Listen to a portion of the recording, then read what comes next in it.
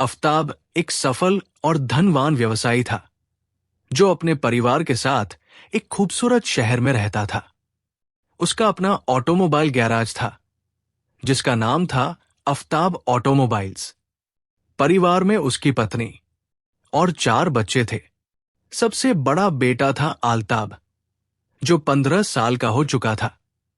परिवार खुशहाल जीवन जी रहा था और आफ्ताब का व्यवसाय दिन ब दिन तरक्की कर रहा था। एक दिन जब आफ्ताब अपने गैराज के केबिन में बैठा काम कर रहा था, तभी उसका फोन बजा। फोन उठाते ही उसने एक परिचित लेकिन चिंताग्रस्त आवाज सुनी। ये उसके गांव से एक बुजुर्ग व्यक्ति थे। उन्होंने कहा, आफ्ताब बेटा, तुम्हारी अम्मी की तबीयत बहुत खराब है। वो तुम्हें याद कर रही है। अकेलेपन और बुढ़ापे की वजह से उनकी हालत दिन पर दिन बिगड़ रही है। ये सुनकर आफ्ताब का दिल बैठ गया। उसने तुरंत फैसला किया कि वो अपने परिवार के साथ गांव जाएगा। अपने कर्मचारियों और मैनेजर को आवश्यक निर्देश देकर वो अपनी पत्नी और बच्चों के साथ अपनी जीप में सवार होकर गांव के लिए निकल पड़ा। गांव पहुंचते ही नूरजहां बेगम अपने बेटे और पोते पोतियों को देखकर बेहद खुश हुई। उनकी आंखों में खुशी के आंसू थे। गांव में उनका एक बड़ा सा पुराना घर था जिसमें बचपन की यादें बसी थी। आसपास हरे भरे खेत, बाग बगीचे और शांत वातावरण था। आफ्ताब ने अपनी मां से कहा, अम्मी, अब आप हमारे साथ शहर चलिए। वहां आपकी देखभाल अच्छी तरीके से हो सकेगी। लेकिन नूरजहां ने मुस्कुराते हुए कहा, बेटा, ये घर, ये गांव मेरे दिल के करीब है। तुम्हारे अब्बू की यादें यहां बसी है। मैं इन्हें छोड़कर नहीं जा सकती। कुछ दिनों तक परिवार गांव में ही रहा। आलताब अपनी दादी के साथ समय बिताने लगा। वो उनकी कहानियां सुनता और गांव की सादगी भरी जिंदगी में आनंद लेने लगा। लेकिन जब वापस शहर लौटने का समय आया तो नूरजहां की आंखों में फिर से उदासी छा गई। वो अपने बेटे, बहू और पोते पोतियों से दूर नहीं होना चाहती थी। आफ्ताब ने उनके चेहरे की उदासी देखकर फैसला किया, अम्मी, अगर आप शहर नहीं चलना चाहती तो कम से कम आलताब को आपके पास छोड़ देते हैं। वो आपके साथ रहेगा और आपका मन लगा रहेगा। नूरजहां की आंखों में चमक आ गई। अल्लाह तुम्हारा भला करे बेटा। आलताब मेरे साथ रहेगा तो मेरा अकेलापन दूर हो जाएगा। आलताब भी खुश था। उसे गांव का माहौल बहुत पसंद आने लगा था। वो गांव के उच्च माध्यमिक विद्यालय में दाखिला ले लिया और नए दोस्तों के साथ घुल मिल गया। सुबह की ताजगी भरी हवाएं, पक्षियों का चहचहाना और खेतों की हरियाली उसे बहुत आकर्षित करती थी। हर शाम वो कुछ दोस्तों के साथ ट्यूशन क्लास जाता और रात में लगभग 8 बजे लौटता।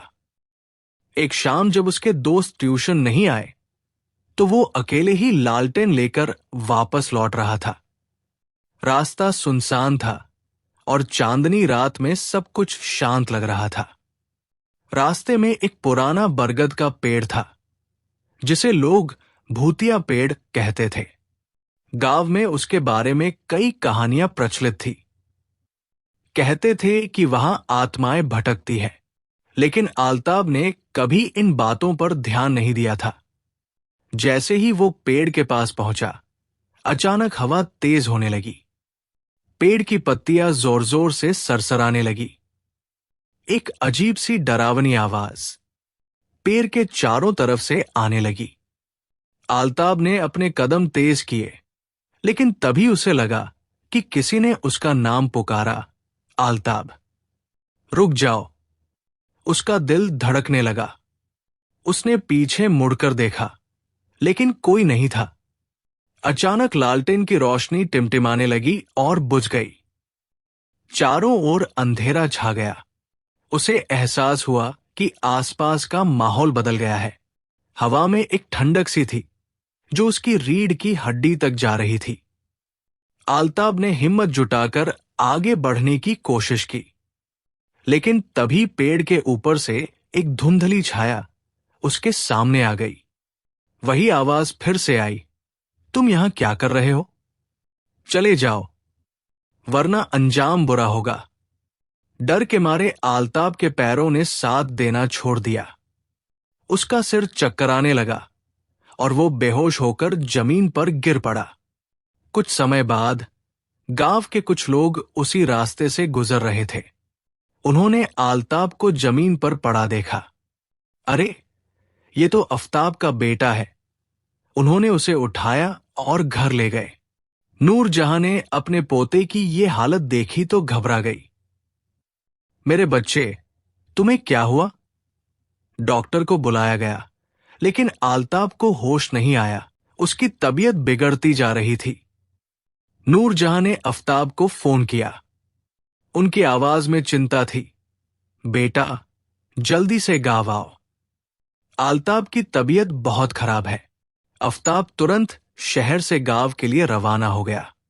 अपने बेटे को इस हालत में देखकर वो बहुत दुखी हुआ। आखिर हुआ क्या है मेरे बेटे को? उसने चिंतित होकर पूछा। गांव वालों ने बताया कि उसे उस पुराने बरगद के पेड़ के पास बेहोश पाया गया था। नूरजहां ने आफ्ताब को अलग ले जाकर कहा, बेटा, उस पेड़ के बारे में कुछ तो रहस्य है। सालों पहले एक दुखद घटना हुई थी। उन्होंने बताया, लगभग 40 साल पहले एक व्यापारी रात के समय इसी रास्ते से गुजर रहा था। कुछ डकैतों ने उसे रोका, उसकी संपत्ति लूटी, उसे मार डाला और बड़े ही निर्मम तरीके से उसे उस पेड़ पर लटका दिया। तब से उसकी आत्मा वहां भटकती है। जो भी वहां जाता है उसके साथ अनहोनी होती है। आफ्ताब ने यह सुनकर कहा, अम्मी, ये सब पुरानी बातें हैं। हमें आलताब का सही इलाज करना चाहिए। लेकिन डॉक्टरों के सभी प्रयास विफल रहे। तब गांव के मुखिया ने सुझाव दिया, हमें तांत्रिक बाबा को बुलाना होगा। वे ही इस समस्या का समाधान कर सकते हैं। तांत्रिक बाबा को बुलाया गया। उनका आगमन ही अपने आप में एक नाटकीय दृश्य था। लंबे सफेद बाल, गले में रुद्राक्ष की माला और हाथ में त्रिशूल। उन्होंने पूरे गांव का निरीक्षण किया और कहा, यहां बुरी आत्मा का वास है। हमें हवन और पूजा करनी होगी। रात में हवन की तैयारी की गई। गांव के बीचों बीच बड़े से मैदान में हवन कुंड बनाया गया। पूरे गांव के लोग एकत्र हुए। तांत्रिक बाबा ने मंत्रोच्चार शुरू किया। जैसे जैसे मंत्रों की गूंज बढ़ती गई, वैसे वैसे हवाएं तेज होने लगी। पेड़ की शाखाएं जोर जोर से हिलने लगी। अचानक हवन की आग भड़क उठी और एक जोरदार आवाज गूंजी, तुम लोग मुझे यहां से नहीं हटा सकते। ये मेरा स्थान है। लोग डर से सिहर उठे, लेकिन तांत्रिक बाबा अड़िग थे। उन्होंने मंत्रों का उच्चारण और तेज कर दिया। हवा में धुआं और राख फैलने लगी। कुछ देर बाद अचानक सब कुछ शांत हो गया। हवाएं थम गई। आग सामान्य हो गई। तांत्रिक बाबा ने आंखें खोली और कहा, अब बुरी आत्मा चली गई है। अब कोई खतरा नहीं है। अगले दिन आलताब ने आंखें खोली। परिवार की खुशी का ठिकाना नहीं था।